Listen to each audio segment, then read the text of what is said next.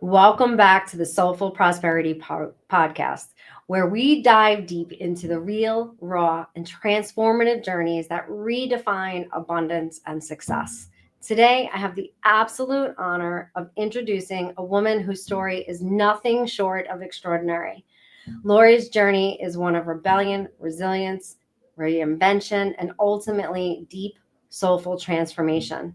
Her early years were a fight for survival, committed to a mental institution at 16, navigating a childhood where she was labeled as possessed, escaping with nothing but her determination, and forging her own path without a safety net.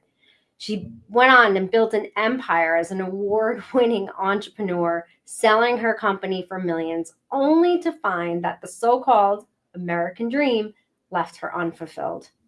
Then the moment came that changed everything. She had a heartbreaking encounter with a young girl in Niger that sparked a fire in her soul. She walked away from comfort and luxury, moving to Ethiopia to dedicate herself to uplifting marginalized communities, impacting over 100,000 lives in one of the most remote corners of the world. Wow.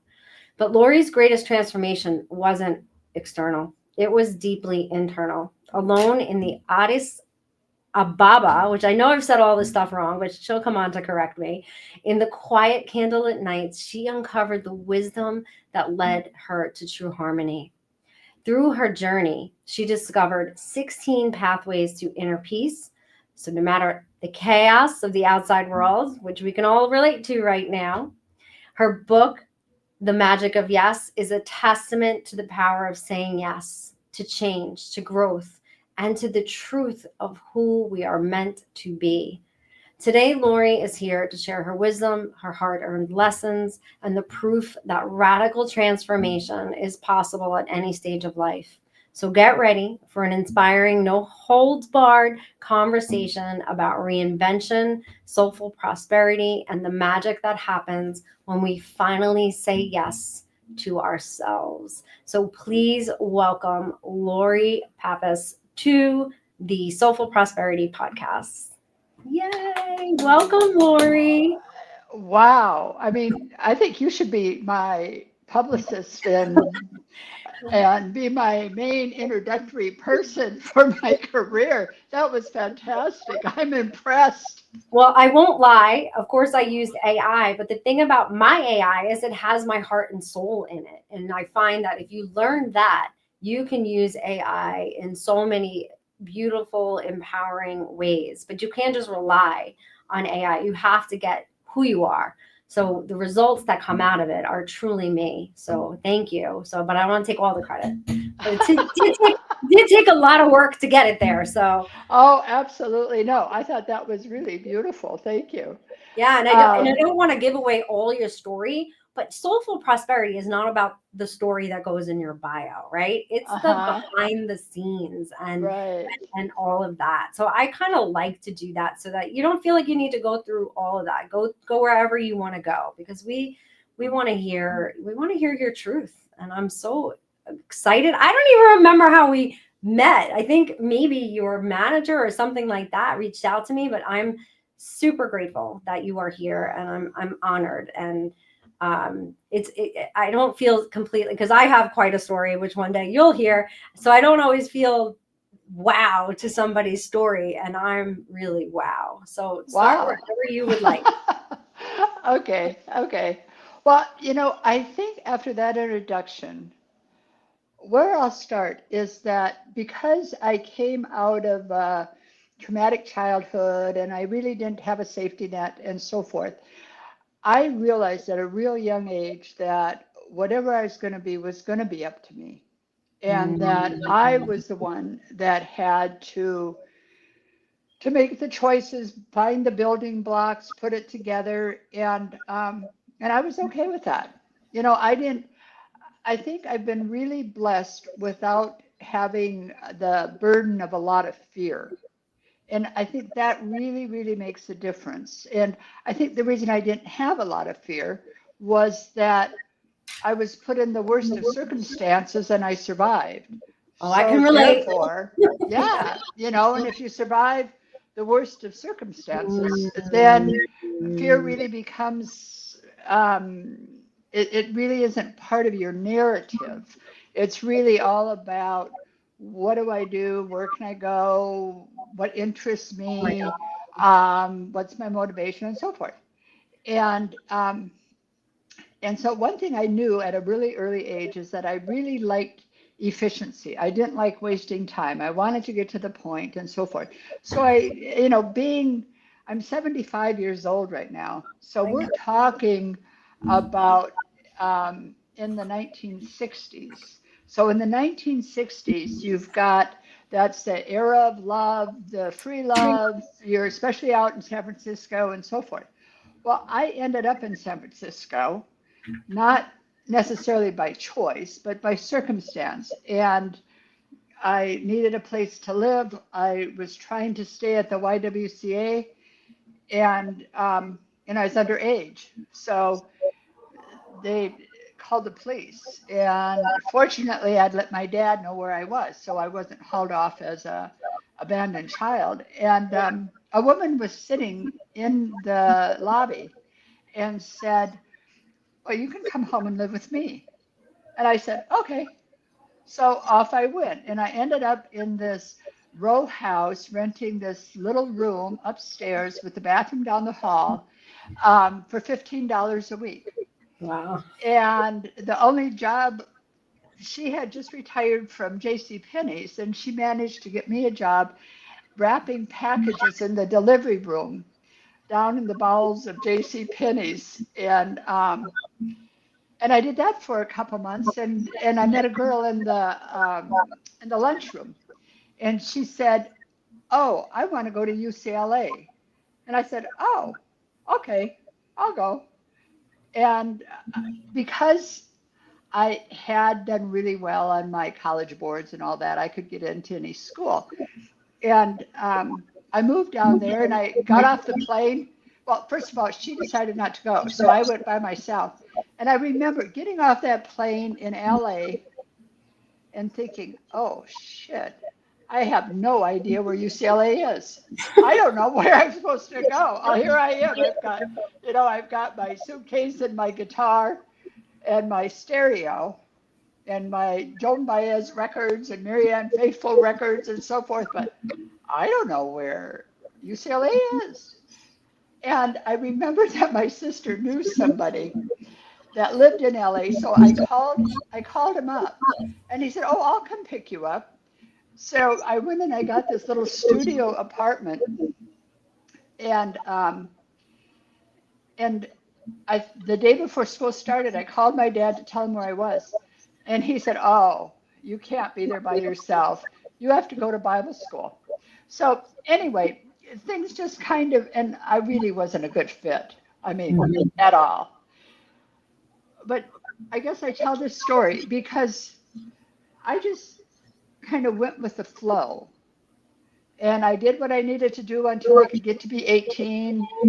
And then I ended up getting married and having kids and got into selling computers. I was one of the first women in the country to sell computers. And one thing just kind of tumbled after another. But it was always looking at things and saying, oh, that looks like a fun idea. I think I can do that. And I would stay really focused. The reason I go through this is the fact that I said yes to opportunity, but I was really caught up in the doing. I could do. And my entity and my identity became a doer, being able to do. So by the time I sold my business at 49 and tried to retire, all I knew how to do was do. And that's what I was known for, was a doer. And by the way, I didn't build an empire. I mean, it was a successful business and I won awards, but I certainly went That broke. is an empire. And Let's not. That is your empire. Come on. Don't discount yourself. well, that just anyway. Yeah, that one kind of caught me short. Anyway, so it wasn't until I was in my 50s that I really did personal work, where Mm, I really learned how to feel and I dealt with my trauma. I was in my mid 50s mm, and became aware that I had suffered from post traumatic stress. So, in doing that kind of work, it really it really unthawed my body. You know, it helped me thaw out and become tuned into what I was feeling, and that allowed me to emotionally connect with people versus intellectually just connect. You know, I always had that intellectual connection, but I didn't have the emotional connection I that yeah. that I have now. Mm, I completely understand that. You're giving me so much hope and inspiration too, because I too did not do the, it's funny though, because I stumbled upon Buddhism 20 years ago and I had a very, very strong spiritual side, but I had the different personas. There was the spiritual, then there was this like, really hardcore businesswoman, and then there was this party person. And until like I had some things happen to me that really helped me grow through the challenges, and that the inner Hmm. work really just started to blossom in the last 6 years, like really come into my wholeness. And so I can really understand that intellectually. I mean, I had the success, I had the titles and the things, and then I lost it all. But I I had a void. I did not feel fulfilled. I didn't understand my Right. purpose. I didn't have a vision. I was just doing. Hmm. Like Yeah. you said, yeah, just doing, doing, doing, doing, and mostly doing what I thought other people wanted me to be. I never Hmm. really understood. So the fact that you're 75 and have had this amazing journey since your 50s is just so much inspiration for people. I'm 54, so Yeah. Well, it is funny because as I do these podcasts and people find out how old I am, um, well, I'm surprised too. I mean, I have to confess. I I, hear that. I hear I that. know. I have a 5-year-old granddaughter. I'm like, what? Yeah, yeah. I get surprised, and then I get up from my recliner, and this aches and that aches, and I think, Yeah. oh yeah, I guess maybe these joints are a bit old. But yeah, so it was in my 50s that I had that epiphany of how I wanted to spend the rest of my life, I thought at that time. And that was trying to get flies off of these disadvantaged children's eyes. I just felt it so unfair that here my granddaughter did nothing special to be born my granddaughter. And this little girl I was facing in the middle of Niger was That's how you about say her it. age. Yeah, it's Niger. Niger. Yeah, and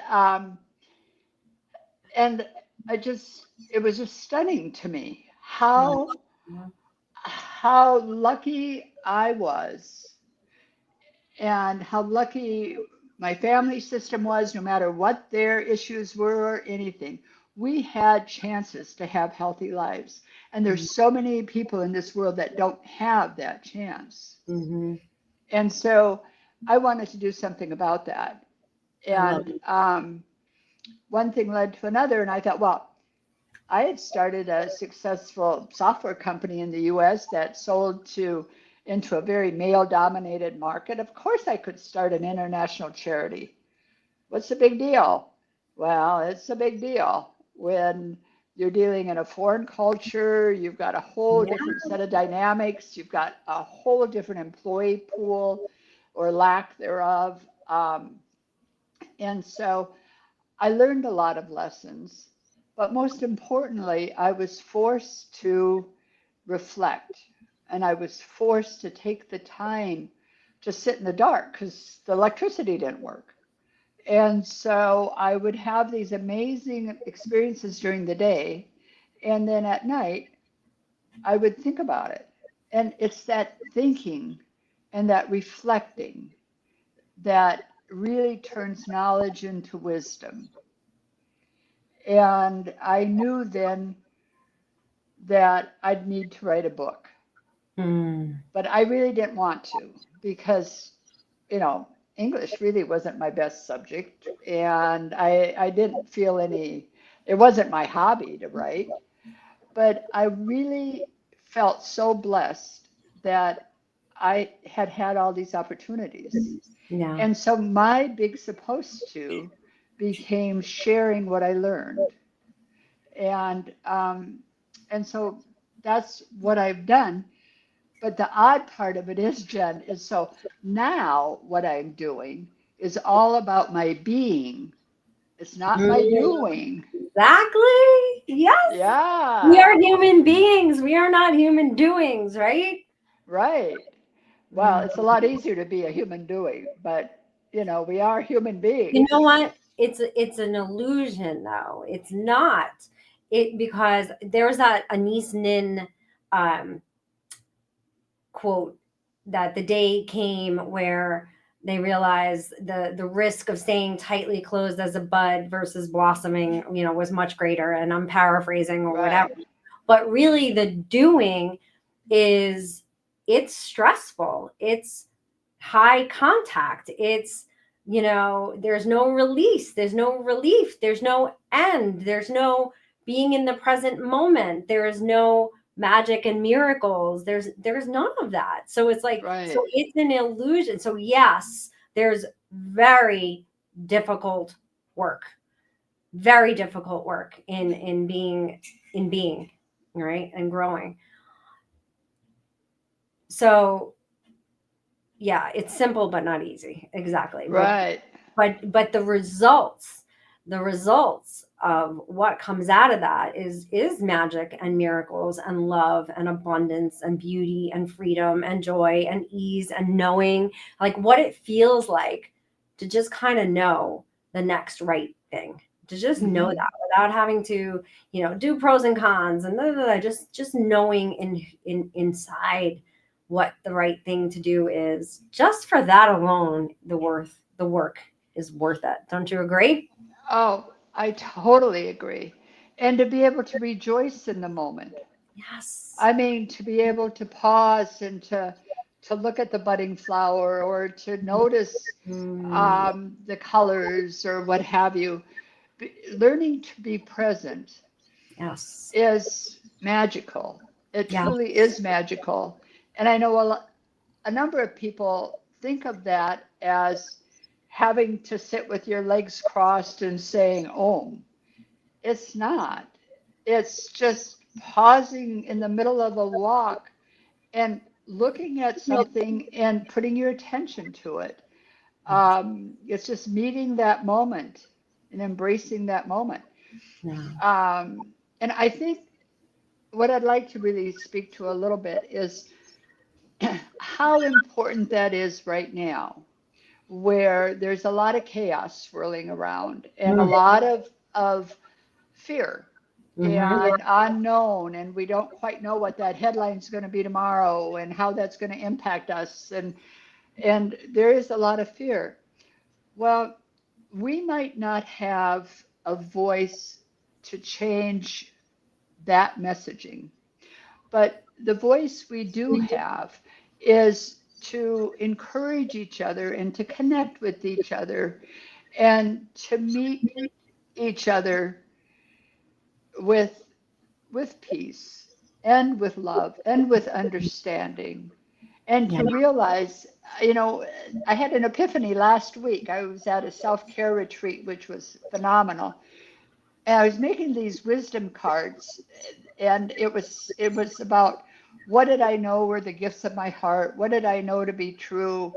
What was I passionate about, and so forth. And one of the things that I put down that I was really passionate about was that everybody has a unique and meaningful voice. Mm. And so when I was hiking the next morning, I thought, oh dear, you know what that means? That means that all these people I don't like have a right to having a unique and meaningful voice. Uh-oh. I don't know that I like that. But it's true. Is if we feel we have rights, others have rights. What we have though is we have choice. It's our choice how we react to others. And I know that I so much want to be a source of peace, love, and harmony. Mm, And so, in order to be that source of peace, love, and harmony, I have to have a protective bubble around me so that I can bring in the positive energy and expel the negative energy and not get caught up in negative energy. Lori, I'm sitting here doing these noises because I just want you to understand something. I had an epiphany last week, and I don't have epiphany, that's not even a word I use all the time. But I texted a friend who's very like minded, and I wouldn't even tell him yet because I was like, it's got to be told in person. So I have a feeling we had this epiphany at the same time. So here was my epiphany. So I've been studying Buddhism and doing the Om and sitting with my legs crossed for like 20 years. And so one of the major goals, of the Noble Eightfold Path, and understanding the Five Noble Truths, and all the, yeah, and pretty much every religion, is to get to a place in life where you don't live in a reactionary state. But I always thought of this reactionary state, because once you're reaction, you're in the past, you're in the present, you're in the past or in the future, you're not in the present Right. moment.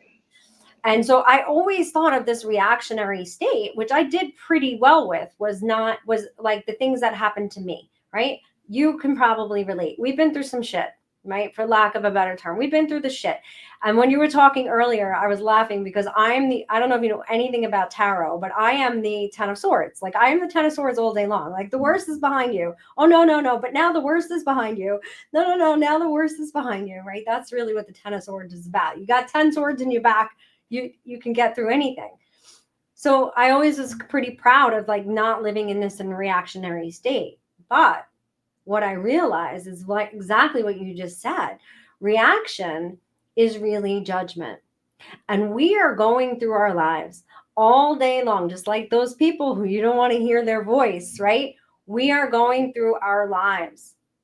Meanwhile, some of the greatest lessons I have learned have been from situations I didn't respect, people I don't like, blah, blah, blah. So we're going through our lives judging. This is good. This is bad. This is okay. This I don't like. We're judging all day long, which means we're reacting, which means we're really not in the present moment. Right.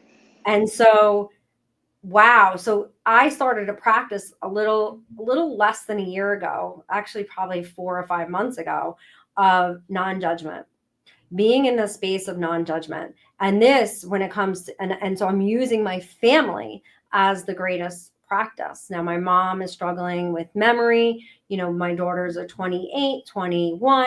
My daughter moved in, left her husband, is living with me with my granddaughter. So what an opportunity to practice, right? And wow, I mean, there are situations like where I'll start judging my daughter with something she's doing with my granddaughter, and then catch myself, and then be able to pull back. And then guess what? I'm learning the most beautiful lesson through how my daughter's doing something, which I was totally judging as wrong, was like so brilliant. And so like, whoa. So the minute I was able to get out of that judgment, so not only that, had I judged, what am I doing to my daughter? This is what we do as mothers. Like, we're judging, and we're imposing our reactions and our judgment on them, and then hampering their abilities. And so, like, instead of doing that, where I would have said, well, I don't know why you're doing it this way. This is how I did it. This is how it should be done. That's not right. Da, da, da, da, da, da, da, da. I would have been, harming her intuition as a mother, and that growth. And like, even if it did end up being wrong, she wouldn't have learned whatever lessons she's gonna do things wrong. She's gonna mess up her kid. We all do. Just do it, try to do better, right? No matter what. And so that was my epiphany. Is that not the same exact epiphany? And like, it's just mind blowing. And here's the other thing, Lori. It's like, you're 75 years old, I'm 54 years old, and you probably were like, I know this already. Why is this now my big epiphany? Like, of course I know this. But it's like different things just get revealed to us at different points. And like, it's just so mind blowing. But It is. I have chills because you're sitting here talking about this epiphany. I don't even use the word epiphany, but yet I texted and it was the same exact thing. And It that is. that protective armor, it's love. If you're in love and minus judgment, but you can't be in a space of love if you're judging. You can't. It's not possible. Or gratitude, right? You're absolutely right, but it's hard. It is I mean, hard, but it's a it practice. is it It's is a a practice. practice. And but I really want your listeners to understand that this is tough stuff. I mean, it's not easy. And we make mistakes. And we make mistakes day after day after day. But I think the secret is become a really, really good mistake maker and make them really fast. Oh, It's so yeah. that you've got a really fast cycle time on making mistakes because then that means you're growing and you're learning. If you're afraid never to make a mistake, then that that stunts your growth. But I think what you just said, as far as if you remove that judgment to try to live in a non-judgmental state, it's absolutely key, Jen. I think you're really spot on. And I think you're absolutely right on that love doesn't have room for judgment. And it's fear. It So, doesn't. and it's fear. So when I started to judge, it's because I was afraid. And it does come from a place of love, but it's a self centered love, which is a really hard thing to discern and to It step is. out of because we justify it. Well, I'm just saying this and doing this because I love my granddaughter and I love my daughter and right? So Right. you're right. It is so complicated. But now that I've made it a practice, which is why I love to throw in there that it's a practice, because Right. if you look at world class musicians or world class athletes, it doesn't matter how much talent they have, if they are not practicing and then reviewing their outcome of that practice and then Right. making tweaks and making adjustments, then they don't Exactly. grow and become better. And that's what life is. And that's what being really is all about. And You're so, right. all those things that are your deepest desires and all the things that you aspire and want to have happen in your life, yeah, there is some circumstances where luck will come along and, grant certain things. But really, even if that happens, if you haven't become a certain version of yourself who can be in the present moment and accept that love and receive it for exactly what it is and not overthink and not question and not be afraid of losing it and like all the things, then the luck doesn't matter. So it's not a matter of sitting around and wishing for the material external things. It's just like your bio. It's about um, growing internally Mhm. so Mhm. that even in the worst of circumstances, which both of us know, we are growing and becoming an even better version of ourselves. Wow. I We had an epiphany at the same exact time, I'm telling you. yeah, it's so thrilling. I mean, it is aha moments are phenomenal. I Yeah. love aha Yeah. moments. Yeah. It's and and I particularly love it when it means that I can change some behavior of my own because I can control my variables. My behavior is something that is up to me. Yes. Yes. And so I get so excited to find out something that's mine. And a lot of it is because I have so much room for growth. Yes. Um, Yes. and and I'm really it's my book came out a month ago, and I started working with these podcasts about 6 weeks ago. And it's so thrilling to be able to meet people like you. And I was just mentioning to my husband this morning how fun it is for me here at 75. I think it's just such a hoot. I mean, that used to sound so old, and Yeah, now it's, you are you know, not old, young. Lori. You are not old, okay? Definitely not. Well, I'm an old soul, and I'm happy that I am that. Me But too. I just find it so thrilling that now I have the opportunity to sit in my home and talk to people like you, and it's it's such a joy. I don't have to schlep. I don't have to schlep my suitcases and my equipment and all that from, city to city or country to country. Yeah. It's so much that we have just at our fingertips that we can take advantage of. Yes. I mean, there really is so much opportunity to spread goodness and to Yeah. spread peace and to spread light and encouragement. And the fact is, by self care, by going in internally and discovering who we are and what our purpose is, by becoming self selfish in a sense, you're actually helping more people than if you were out there trying. I spent my whole life trying to like do for everybody, and that Right. I didn't do for anybody. I really Yeah. did. I mean, I did, but not the kind I of know impact what you that mean. I Yeah. have now. And Right. it's also not taxing. So I was doing, and yeah, I've done some great things. I've helped people. I was in real estate for 30 years. I helped a lot of people make a lot of money and blah, blah, blah. But I was burnt out. I was exhausted. I was frustrated. I was drinking too much. I was doing all the things, that didn't fuel me and make me. So it Right. was at my expense. Whereas now, when I focus more on myself, I'm actually able to help more people, and then I actually grow. It's like the fuel that helps me to thrive and feel good. That life force energy. Ah, you're amazing. You're amazing. Oh, well, thank you. I think you're pretty amazing, and you're only 54. Wow. Well, I'm an old soul Tremendous. too. My granddaughter's an old soul, and both my daughters are too. Like they're just beautiful human beings, and I'm very grateful, very grateful. So tell us a little bit about the book and how we buy it, and how we get in touch with you if we want more of you, because I think Okay. everybody's gonna want more of you. Oh, well, so the name of my book is The Magic of Yes. Embrace the Wise Woman Within. It's on Amazon and all the booksellers and so forth. So just put in The Magic of Yes, and you should see this beautiful cover pop up of the book.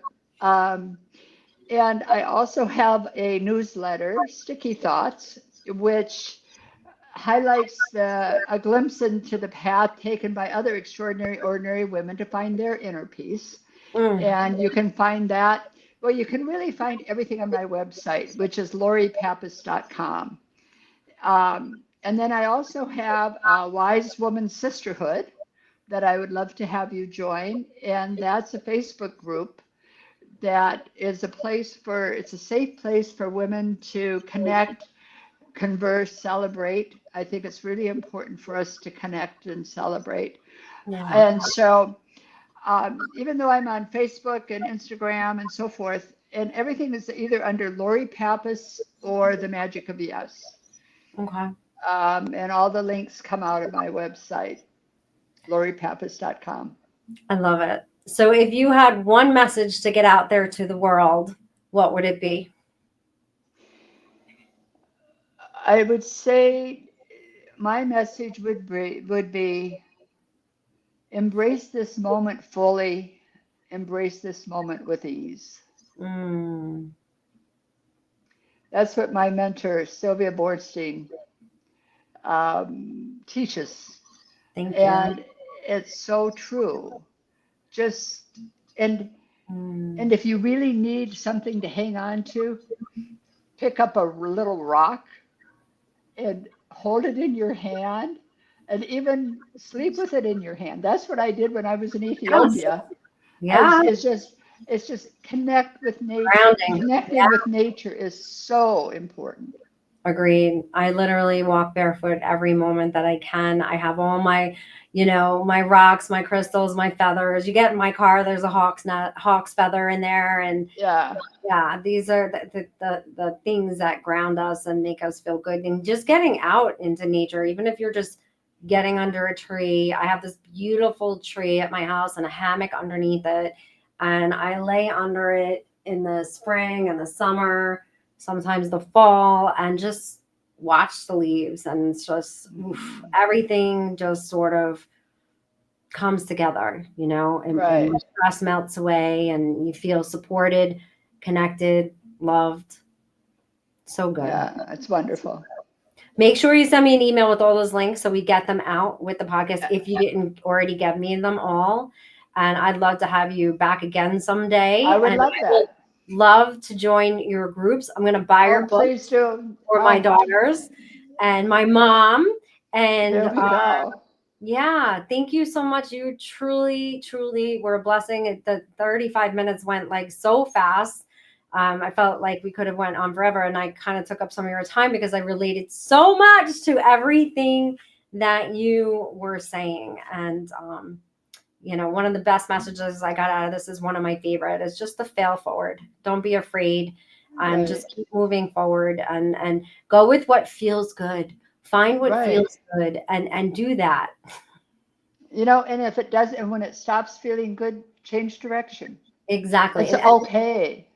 listen, the biggest calamities that have happened in my life in the last 5 years were both because I stayed in where the energy, when it's no longer an energy match, you need to Move move. on.